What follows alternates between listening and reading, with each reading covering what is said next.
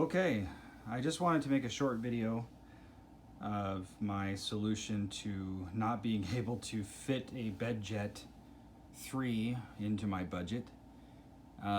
So this is a bed fan that I made. Initially, the design involved this extendable hose with this piece here, which kind of acted as a, that sat very similar to what I have here. But I found that this actually reduced the airflow from the fan considerably when it was in an extended state. I discovered that by collapsing it, and I noticed significantly improved airflow.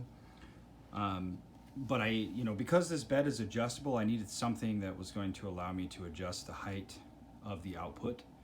And I found this at Lowe's. So this piece can go up and down. So if the bed's adjusted up, I can lift this up, and it's no big deal. It'll stay because it'll rest on the edge here. The other thing that's nice is that it stands up on its own. I do have a dresser here that I can push up against it, so it's not as visible.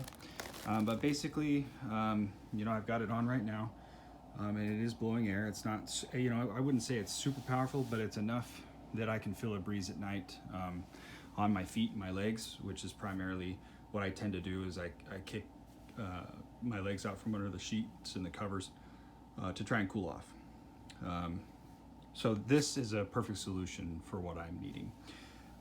So all these parts again are at Lowe's. I just got some short tubing, and there's a 6-inch inline fan that I bought, and it's got a 6-inch vent cover that I put on the end of it. That's the intake there. And then this piece here is actually a 6-inch to 4-inch reducer. So don't forget about that. So that reduced it down to this part here. And what's powering this is I just basically ran it to a power strip under the bed. And there's a smart plug from Lowe's that was 10 bucks that I picked up so that I can turn the fan on or off with my phone and an app. And I can also set it on schedules, and it works really well. So this is actually this will be going into my third night using this. And I have to say, when I don't have it on, it definitely gets warm under these covers. My feet and legs get real hot. And then as soon as I turn it on, I immediately can feel the airflow. So it really does work pretty good. It works better than I thought it would.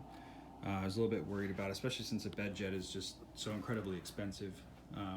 Granted, I don't have all the fancy bells and whistles of, being able to cool and heat it. But for what I need, it works really well. So if you're looking for something like this, I recommend it. I think it works really well. Best of all, it was only about $130-ish, to get all the parts and pieces. And then once I assembled it and got it all set up, it's worked really well. So I just wanted to share my experience with it, so that if any of you guys are looking for a easy solution to keeping cool at night and maybe a hot summer Texas night like it is here. So if you have any questions, feel free to leave me a comment, but otherwise this is the setup. So again, it's my own DIY bed fan solution for cheap. Thanks for watching.